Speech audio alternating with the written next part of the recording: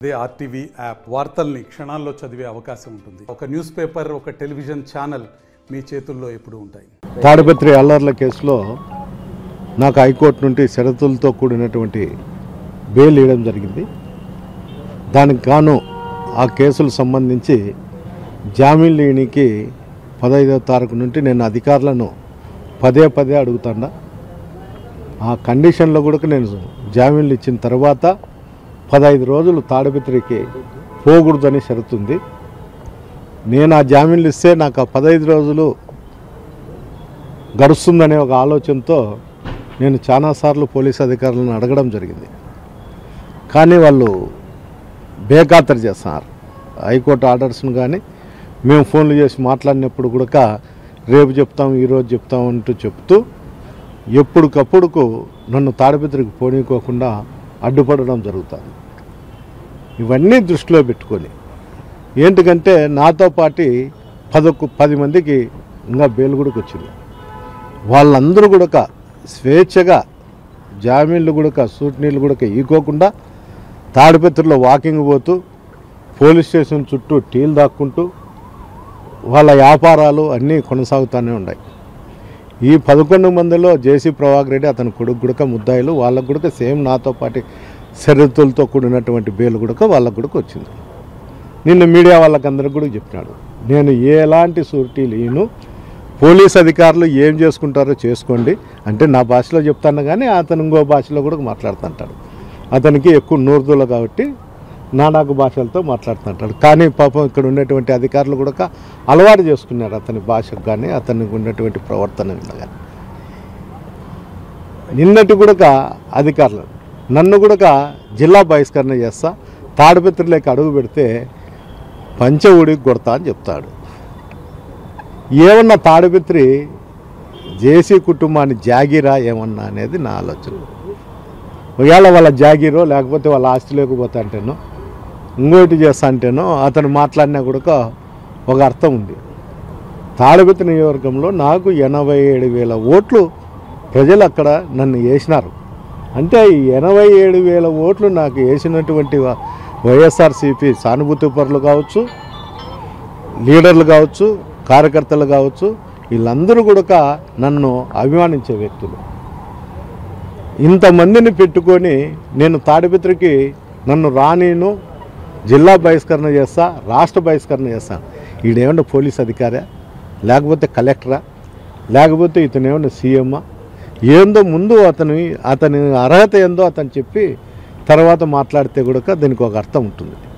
రెండోది, BS3 BS4 vehicle నేను case పెట్టిండేది కాదు, అధికారులు కేసులు పెట్టిండేది. ఇతను తప్పు చేయబట్టే వాళ్ళు కేసులు పెట్టినారు. ఈడీ అటాచ్మెంట్ కూడా అయింది. ఇప్పుడు మళ్ళీ వచ్చి నన్ను, నా కొడుకులను, ఆ ఆర్టీఓ సంబంధించినటువంటి ట్రాన్స్పోర్ట్ సంబంధించినటువంటి అధికారులను అతను తిట్టడం జరుగుతుంది. మమ్మల్ని టౌన్లోకే కాదు ఎక్కడికి కూడా రానేను, మా అంతు చూస్తా అని చెప్తాడు. అయ్యా నేను మీడియా రూపకంగా నీకు చెప్తాండా, మా అంతు ఎప్పుడోసారి చూస్తావు, కానీ ప్రతిసారి నువ్వు చూస్తా అంటే చూయించుకోనికి మేమే అమాయకులం కాదు, నీ ఇంటికాడ వంట మనుషులో డ్రైవర్లమో కూడా కాదు. ఎందుకు చెప్తున్నా అంటే నన్ను కొడతాడంట, లేకపోతే ఏందో చేస్తా అంట. నాకు ఏ విధంగా కుటుంబ సభ్యులు ఉండారో నీకు కూడా కుటుంబ సభ్యులు ఉండారు. నువ్వు కొడితే కొట్టించుకునేదానికి, నువ్వు ఏదైనా స్వేచ్ఛ చేయించుకునేకి నేను అమాయకునైతే కాదు. ఇంకోటి కూడా చెప్తాను, తాడిపత్రి ప్రజలకు కానీ వైఎస్ఆర్సీపీ నాయకులు కార్యకర్తలకు కూడా నా ఊపిరి ఉన్నంత వరకు తాడిపత్రిలోనే ఉంటాను. మీ అందరి కోసమే నేను అక్కడే ఉంటాను. మీ అందరి శ్రేయస్సు కోరి మీకు ఏ కష్టం వచ్చినా కూడా నేను వెంటనే స్పందించుతా.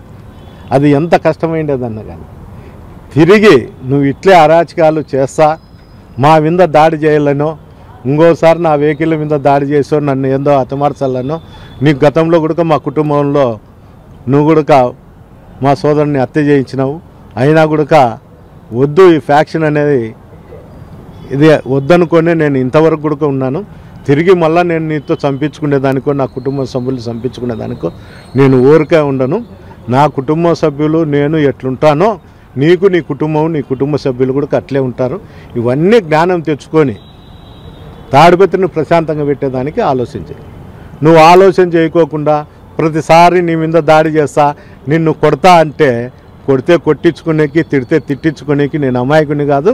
తిరిగి అదే పరిస్థితి కూడా నీకు కూడా వర్తించుతుంది. ఒకసారి ఆలోచన చేసుకో. నిన్ను రెచ్చగొట్టకూడదనే, లేకపోతే ఇన్నిసార్లు నువ్వు మాట్లాడుతానే నేను ఓపిక భరించుతాండా అంటే నువ్వు ఒకసారి అర్థం చేసుకో.